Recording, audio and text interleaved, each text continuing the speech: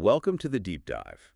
Today we're getting into something pretty intense, really spicy. Definitely. We're looking at a YouTube video. Wack100 is furious after his girlfriend gets exposed from point and shoot. Yeah, it plunges us right into the world of online personalities, rising tensions, and some pretty surprising relationship drama. Our goal here is to unpack this conflict. We want to pull out the key insights, understand what's really driving these people, and see what happens when private lives just explode into the public view. Right. We'll be looking at the dynamic between Adam22 and Wack100, Wack's girlfriend R&B, who's kind of caught in the middle, and then these claims from a third guy. It's quite the setup. It really is.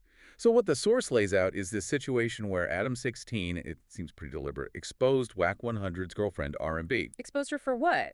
For allegedly talking to another guy, way back, before Wack was even in the picture. Okay, past history. Exactly. But here's the kicker. The source really highlights this. Wack100 apparently has extreme retroactive jealousy. Retroactive jealousy. So jealousy about past partners. Yes. And the source says he is absolutely furious, totally embarrassed, humiliated by this coming out. The idea of R&B with someone else, even in the past, apparently just sends Wack into a dark place. Wow. Okay, so that's the emotional core of his reaction. Yeah, seems like it. Let's dig into how this whole thing started. All right. So our source indicates this specific blow-up isn't just out of the blue. It's part of like a bigger tension that's been building between Adam22 and Wack100. What's the tension about? Well, it seems Adam's been getting sick and tired of Wack telling him what to do all the time. Telling him what to do regarding what? Specifically about who he can and cannot have on his show, No Jumper. Control issues. That makes sense in that world. It's fascinating, this dynamic of perceived ownership, right? Yeah. Adam22 founded No Jumper. Right. And the source says he hates when other people take ownership of any kind of no jumper. Yeah, and they draw a parallel. Remember Sharp? Vaguely, yeah. What was the connection? Well, Sharp apparently acted like a part owner, claimed his, charisma helped build No Jumper. Adam's reaction was apparently explosive. What did he say? According to the source, something like, "This is my podcast. What the F are you talking about? You're a failed pimp. Get the F out." Really harsh. Whoa. Okay, so Adam guards his territory fiercely. Exactly. And the source suggests that's the same frustration he feels now with Wack, who's apparently thinking that he can call the shots over there. So this annoyance builds up, and Adam starts, poking the bear. Pretty much. He reportedly started intentionally interviewing people he knew were Wack's enemies. Okay, classic provocation tactic. But then, our source says, he took it a step further, and I think a step too far. Which was interviewing this guy connected to R&B's past. Precisely. Interviewing someone who used to talk to R&B, Wack's girlfriend. Adam's justification for this. Purely strategic, it seems, to draw attention and interest to his podcast.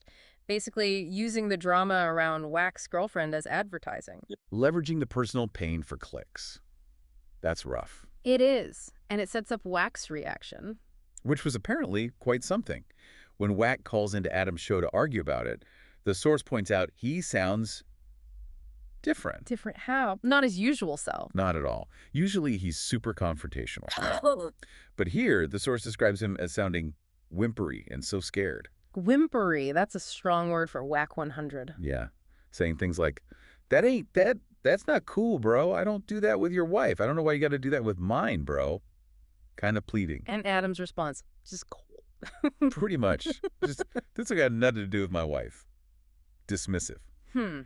That lack of confrontation from Wack is really telling, isn't it? Why do you think he held back like that? Well, the source suggests it points to a real deep vulnerability connected to this relationship.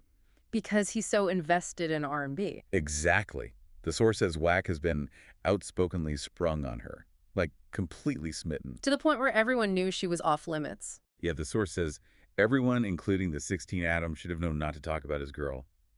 She's described literally as his most prized possession. Wow. Prized possession. That's intense language. And they back it up with specifics. This sprunghood, as they call it. What examples do they give? Well, apparently Wack has R&B tattooed on her back. He also replaced her teeth. Replaced her teeth? Yeah, the source uses some pretty graphic language describing her old teeth, regular old fucked up looking teeth with the braces, lawnmower mouth, and says he got her beautiful, inexpensive looking composite veneers. Okay, so serious cosmetic investment there. Big time. And he apparently tells everyone, I'm sprung as a motherfucker. and he plans to marry this woman. So he's all in, publicly and privately. Totally. The source also adds some details about R&B herself. Super intelligent, super funny, from Mississippi, wrote 7 books. A hustler. So not just about looks, there's substance there that he values. Seems so. But the point the source drives home is that Adam16 knew all this. He understood Wack's obsession, maybe even more than any of us. And targeted her Purposefully, seeing her as a good source of drama at Wack's expense. Oof. Okay, so that sets the stage for the other guy involved, Stan G. Right, Stan G. The guy R&B allegedly used to talk to, Wack tries to just brush him off. How does he dismiss him? Calls him a peasant. Yeah. Claims Stan G used to call my phone collect asking for bail money, like $1,300, offering to sweep floors. Basically saying Stan G is desperate and lying about ever talking to R&B. Okay, typical deflection maybe, but the source has audio. Yeah, leaked audio of Stan G himself. Yeah. And it paints a different picture. What does Stan G say in the audio? He calls R&B my little Scorpio, confirms he knew her from Mississippi, calls her a hustler. He explicitly says they used to be talking then before she even met Wack. So he confirms the connection. Does he say how serious it was? He says, she was feeling me to the max. And he liked her because she was telling me how to run my business. So there was definitely mutual interest. Okay, so maybe Wack has reason to be jealous then. Well, here's the twist. Stan G says he actually didn't pursue it further. Why not? If she was feeling him to the max. Because of her age. He says, I couldn't really mess with her on that level because she was like 45 or like probably 45, 46 right now. She's almost 10 years older than me. I'd ever talked to older female. Wow, okay. He rejected her based on age. That's what he claims. He even says he told her, I don't really like older female. Huh. Any other details from him? He does describe her as freaky, suggesting that's part of her appeal to Wack. He says something like, she'll come to her room. That's how freaky she is. That's how she got whacked. That's why Wack mine, so gone. Okay, so Stan G's story is basically that he could have been with her if he wanted her, but he didn't even want her because she was too old for him. Man, how does that land with Wack? Knowing this guy is saying he essentially turned down the woman Wack is now obsessed with, especially with that retroactive jealousy. Right. The source poses that exact question. If Stan G basically kicked this girl to the curb, how does Wack process that? Probably not well, given everything else. The source seems to agree, suggesting Wack's jealousy is so extreme, he's unlikely to just maturely get past something like this. It hits right at that insecurity. Yeah, that sounds incredibly damaging. Does it end there? Oh no, it escalates. Wack then threatens Adam16. Threatens him how? Physically? It's a bit vague, but serious sounding. He tells Adam, this shit didn't already went somewhere already. What does that even mean? Like street stuff? Or going to the authorities? The source isn't sure. Speculates it could mean either, or that Wack might just be bluffing, trying to scare the 16 because, according to the source, Wack has zero push in Los Angeles. Interesting dynamic. So threats flying. Does Adam back down? Not exactly, but the conflict gets even more personal. Wack brings up Adam's wife, Lena. Lena the Plug. Yeah. The source describes her as the 16's plastic surgery freak wife. Harsh description. Ouch. And Wack threatened to expose stuff about her. Yeah, specifically about her body or procedures. Wack says to Adam, you were insulting my wife's body on camera. So tit for tat. You insult my partner, I'll insult yours. Exactly. The source interprets Wack's threat as meaning he'll discuss Lena's spreadening, the widening of the gaps of the botch, implying some kind of botched surgery. Wow. Okay, so it gets really nasty and personal. Extremely. And interestingly, the source speculates that maybe Adam is a bit scared. Why did they think that? Because apparently Adam didn't release the full interview with Stan G initially. The source suggests Adam was playing ball with him, maybe because he was afraid Wack might turn and expose more about Lena. So Adam maybe pulled back a bit. Seems like it. Adam himself says on his platform, I don't want to ever do anything on this podcast that is going to cause my wife to be upset. But Wack's response is cutting, right? Yet Wack apparently just shoots back, oh, but mine is right now, highlighting the hypocrisy. Then did Adam eventually censor the interview? The source notes that Adam did decide to cut out the parts of the interview where they were talking about Wack's girlfriend. So maybe a slight retreat there. So if we pull back and look at the bigger picture here, what does this whole saga tell us? Well, I think it really highlights these intense, very public fights for control and respect that happen between online figures. Yeah, it definitely shows how personal stuff, deep insecurities like wax retroactive jealousy, can become ammunition in these public feuds. Right. And how someone like Adam16 might, strategically use that really personal information. To drive views, get engagement, and basically assert control over his platform and narrative. It really just boils down to a power struggle, doesn't it? A classic power struggle, yeah, but played out with incredibly personal high stakes. The source paints a picture of Wack constantly squirming around in his chair whenever R&B's past comes up. His inability to stand the thought of his woman knowing another man, especially carnal knowledge. And Stanji's very specific story, it must be eating at him. The source speculates this could honestly be the beginning of the end for Wack and R&B's relationship, causing severe arguments behind the scenes. You can certainly see how it could. The public humiliation combined with his specific insecurity, that's a toxic mix. So, thinking about this, for you listening, Yeah. what's the takeaway? It really leaves you with a question, doesn't it? In this online world where everything's becoming public, where platforms kind of need drama to thrive. Yeah, what happens when that line between just entertainment and causing real, deep personal humiliation gets completely erased? Or worse, when it's weaponized on purpose? And maybe more pointedly, what does it say about a relationship itself when one partner's past becomes this public weapon for someone else's ego trip or platform war?